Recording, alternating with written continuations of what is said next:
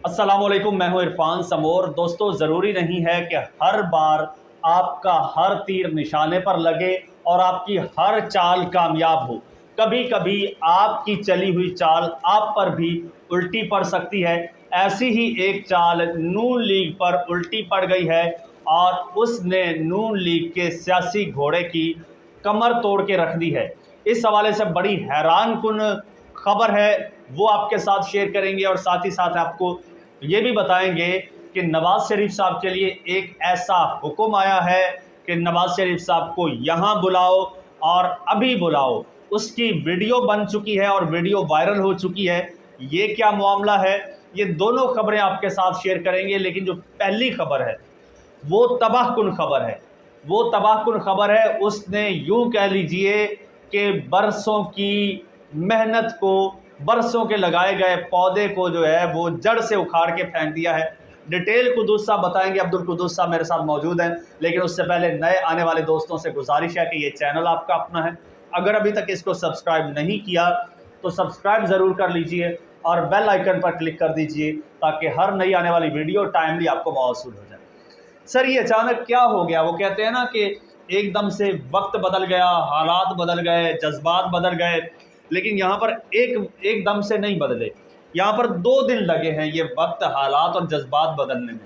पहले जज्बात कुछ और थे, फिर कुछ और हो गए।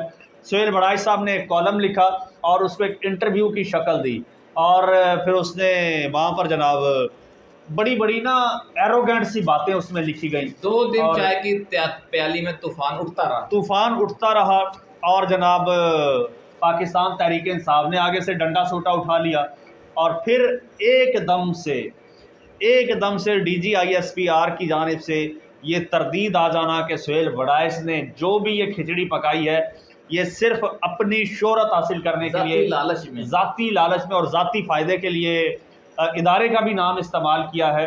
तो ये जो हम शुरू से कह रहे हैं, एक तो आपने मुझे बात बताई ऑफ कैमरा कि भाई ये नवाज शरीफ साहब के साथ बड़ाइच साहब की बड़ी ताल्लुक दोस्ती है।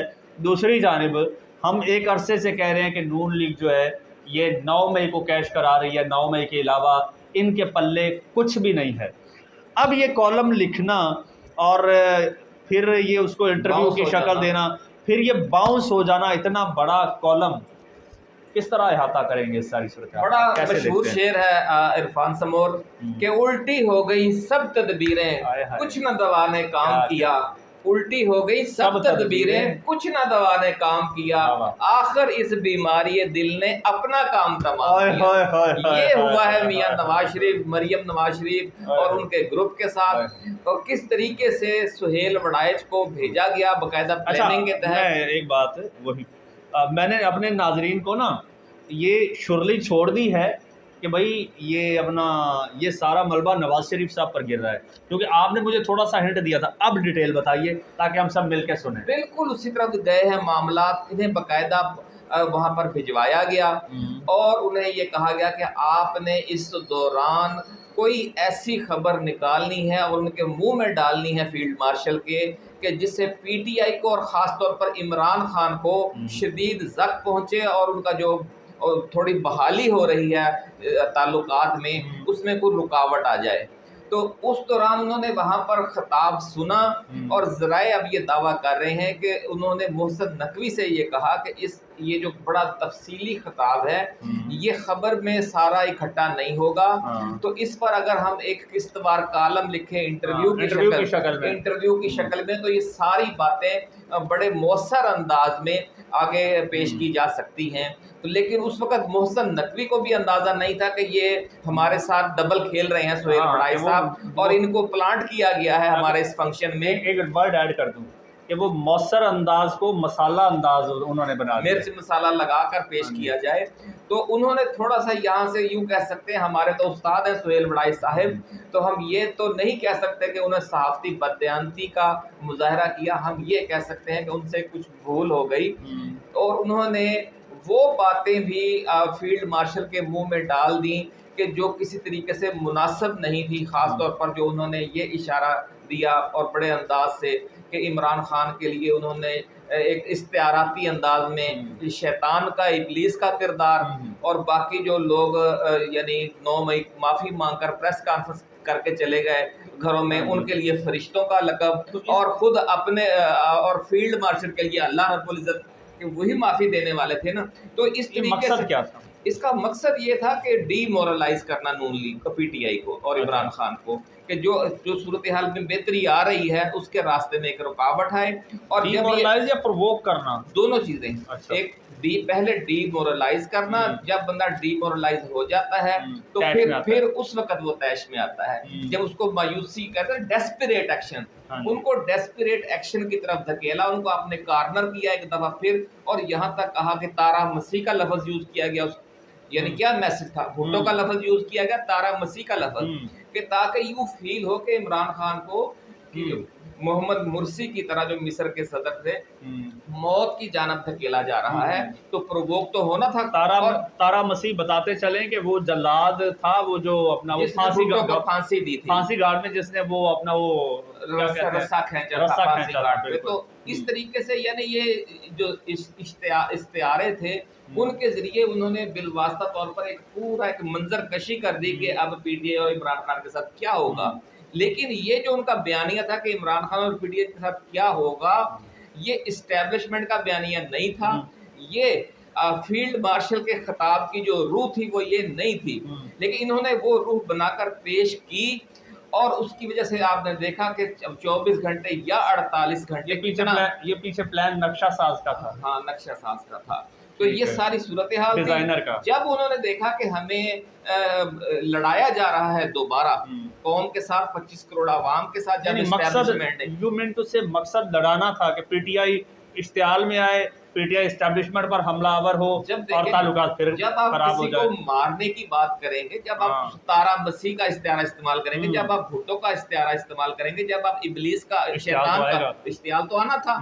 और फिर ये जो फॉल्ट हुआ उनसे कि इस सारे फिर जो उन्होंने एक इस्तियाराती अंदाज में जो मुख्तलिफ किरदार तराशे, तो फिर उसमें तो फील्ड मार्शल किए तो अल्लाह रब्बुल इज़्ज़त का किरदार उन्होंने बना दिया। तो इस पर एम्बैरेसमेंट हो गई खुद इस्टेब्लिशमेंट को कि यार ये हमारा इन्होंने क्या पिक्चराइजेशन कर दी है। तो इसलिए उनको पहले उन्होंने अपना जो उनका तर्जुमान है अनऑफिशियल, हालांकि फील्ड मार्शल का तो बड़ा एक बादशाह वो इमेज है, और उन्होंने बना के रखा। बिल्कुल आलम इस्लाम के पुरानी हिस्ट्री में सिपा सलार का बहुत बड़ा एक किरदार है।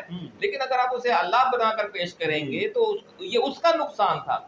हाँ जी, पीटीआई वाले नहीं घबराए इस बात से, ये उनकी अपनी जो पहचान थी, जो अपना उनका इमेज बिल्डिंग करने की बजाय आपने उसको इमेज को तबाह कर दिया। हाँ जी, तो इस प्लान के तहत, ये इसी प्लान के तहत। लेकिन फिर वो बात समझ गए, जब उन्होंने देखा कि ये हमारे साथ गेम हो रही है, तो उन्होंने फिर बिल्कुल क्लियर कट बाशिकाफ अंदाज में तरदीद कर दी। और ये अगर इल्जाम इस तरह का न लिखते कालम, और इस तरीके से ये सारा डराने की और धमकाने की कोशिश पीटीआई को न की जाती, तो एस्टेब्लिशमेंट की तरफ से इतना क्लियर कट विड्रा ना किया जाता। तो यूं समझ ले कि ये इल्जाम लगाना, ये कुबड़े की कमर पर इन्होंने टांग मारी और उसका कुब सीधा हो गया।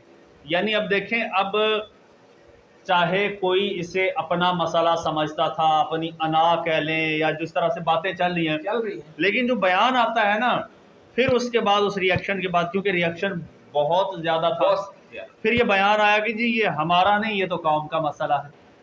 ऐसे ही तो फिर उन्होंने क्या दिया, कौम ना रसियापी निपट लांगे। और बैरिस्टर गौहर ने कह दिया कि कौम से तो हम माफी मांगते, कौम से तो देखो डॉक्टर अब्दुल कदीर खान ने भी माफी मांग ली थी। हाँ, उन्होंने कहा था मैं मुशर्रफ से माफी नहीं मांगूंगा, मैं कौम से माफी मांगने पे तैयार हूँ। और उन्होंने खिताब कर दिया आगे कौम के सामने। तो यही सूरत हाल है कि इस वक्त इमरान खान का भी मौक़िफ़ ये है और पीटीआई का मौक़िफ़ भी ये है कि हमारे किसी भी इक़दाम से अगर मुल्क को, रियासत को कोई नुकसान हुआ है तो उस पर हम कौम से माफ़ी मांगने के लिए तैयार हैं। लेकिन हम ना इस्टेब्लिशमेंट से माफ़ी मांगेंगे, ना हम हुकूमत से माफ़ी मांगेंगे, ना सियासी मुखालफों से माफ़ी मांगेंगे, इवन कि हम ना अमेरिका से माफ़ी मांगेंगे, ना हम बाइडन से माफ़ी मांगेंगे। Absolutely not. ये खान का क्लियर कट था। तो वही उसी जगह पे आज भी खान खड़ा है। चले यहाँ पर एक आपको मासूम सी खबर भी सुना देता हूं। जी। वो खबर ये है कि ख्वाजा आसिफ साहब कहीं जा रहे थे। अच्छा। ठीक है, सड़क पर जा रहे थे तो एक बच्चा था, वो कुछ चीज़ें बेच रहा था। ख्वाजा आसिफ साहब ने गाड़ी रोकी, वो बच्चा आया ख्वाजा साहब की तरफ, तो वहाँ पे ख्वाजा साहब उनके साथ गपशप लगाने लग गए। और वो बड़ा उनका अक्सर वो ना वीडियोज़ आती हैं अवामी अंदाज में, कभी वो नहर पे नहा रहे हैं लोगों के साथ, गांव के लोगों के साथ आम खा रहे हैं, तो बड़ी वो खुश गपियाँ शुरू हो गई। तो वो एक वीडियो इस वक्त वायरल हो रही है। वो तो वीडियो तो पुरानी लगती है क्योंकि बच्चे ने जैकेट वैकेट पहना हुआ है, शायद सर्दियों की है, बच्चा कुछ चीज़ें बेच रहा है। तो ख्वाजा आसिफ से पूछता है कि उसको पता ये नून लीग का है ख्वाजा आसिफ, तो ख्वाजा आसिफ से पूछता है कि नवाज शरीफ आपके भाई हैं? तो ख्वाजा आसिफ जवाब देते हैं कि हाँ वो मेरे भाई हैं। तो बच्चा कहता है कि फिर आप उन्हें भी बुलाएं, आप आ गए फिर उन्हें भी बुलाएं। तो ख्वाजा साहब कहते हैं जब कहोगे बुला लेंगे। अच्छा, तो फिर बच्चा कहता है कि अभी बुलाओ अभी बुलाओ। तो ख्वाजा आसिफ मुस्कुराते हैं और कहते हैं कि अभी तो मुमकिन नहीं है, फिर कभी बुला लेंगे। चले ये तो मुकालमा हो गया, लेकिन एक अच्छी चीज़ जो यहाँ पे वो फिर कहते हैं आप नवाज शरीफ के बड़े भाई हैं? तो अब ख्वाजा आसिफ कहते हैं नहीं मैं छोटा भाई हूँ उनका, वो मेरे बड़े भाई हैं।